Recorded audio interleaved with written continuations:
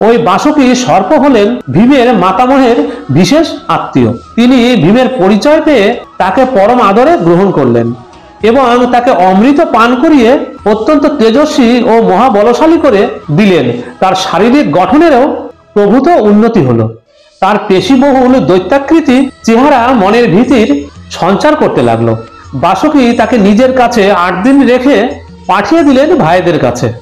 ভীমের জন্য অন্যান্য পাণ্ডবগণ ও কুন্তি দেবী বড়ই দুশ্চিন্তায় দিন কাটাচ্ছিলেন। তারা তো আর আসল ব্যাপার কেউ জানতে পারেননি। বিদুর তখন কুন্তি দেবীকে সান্ত্বনা দিয়ে বললেন, বৌদি, ভীমের জন্য বিশেষ কিছু চিন্তা করবেন না। ব্যাসদেবের কাছে শুনেছি আপনার ছেলেদের দীর্ঘকাল আয়ু আছে, আর ব্যাসদেবের কথা মিথ্যা হতে পারে না। তারপরে ভীম ফিরে আসতে সকলে আশ্বস্ত হলেন। আদি অন্ত বৃত্তান্ত শুনে সকলে বুঝলেন যে এটা দুর্যোধনেরই কীর্তি। দুর্যোধন ভীমকে হত্যা করতে চেয়েছিলেন।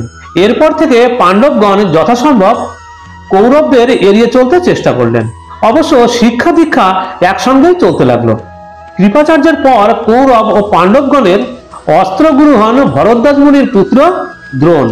এই দ্রোণের মতো তীরন্দাজ সে সময় সারা বিশ্বে দ্বিতীয় কেউ ছিলেন না। তিনিও বিশেষ যত্ন সহকারে সকলকে অস্ত্র শিক্ষা দিতে লাগলেন। কিন্তু এবারও দেখা গেল পাণ্ডবরাই সর্ববিষয়ে আগ্রহী হচ্ছেন কৌরবগণ অপেক্ষা। কিছুদিন পর দ্রোণাচার্য সর্বসমক্ষে শিষ্যদের অস্ত্র পরীক্ষার আয়োজন করলেন। তিনি এক বৃক্ষের উচ্চ ডালে একটি কাঠের পাখিকে স্থাপন করে 105 ভাইয়ের উদ্দেশ্যে বললেন, তীর দিয়ে ওই পাখিটার গলা তোমাদের কাটতে হবে। আমি তোমাদের এক একজনকে ডেকে পরীক্ষা নেব। প্রথমে তিনি যুধিষ্ঠিরকে ডেকে পাখিটার গলার দিকে লক্ষ্য স্থির করতে বললেন। যুধিষ্ঠির প্রস্তুত হলে দ্রোণ তাকে জিজ্ঞেস করলেন, এখন তুমি চোখের সামনে কি দেখছো? যুধিষ্ঠির বললেন, আমি গাছটা দেখছি, গাছের ওপরকার আকাশ দেখছি, আর দেখতে পাচ্ছি পাখিটাকে। দ্রোণ বুঝলেন যে যুধিষ্ঠিরের লক্ষ্য স্থির হয়নি, তার দৃষ্টি এদিক ওদিক রয়েছে। তিনি তাকে বিদায় দিয়ে অন্য একজনকে ডাকলেন। তার কাছ থেকে তিনি একই উত্তর পেলেন। এইভাবে তিনি এক একজনকে ডাকেন এবং একই ধরনের উত্তর পেয়ে নিরাশ হন। একমাত্র অর্জুনই ওই দিনের পরীক্ষায় উত্তীর্ণ হন।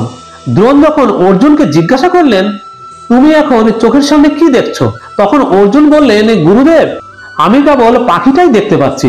দ্রোণ দ্বিতীয়বার শুধলেন, পাখির সারা দেহটাই কি তোমার নজরে পড়ছে? অর্জুন বললেন, না, আমি শুধু পাখির গলাটাই দেখতে পাচ্ছি। দ্রোণ বললেন, এবার তুমি লক্ষ্য ভেদ করো। তার কথা শেষ হওয়ার সঙ্গে সঙ্গেই অর্জুনের তীরে ভাসপক্ষীর মস্তক দ্বিখণ্ডিত হয়ে ভূপতিত হলো। অর্জুনের গর্বে গর্বিত হলেন দ্রোণাচার্য। বাস্তবিক পক্ষেই দিনে দিনে অর্জুন তীর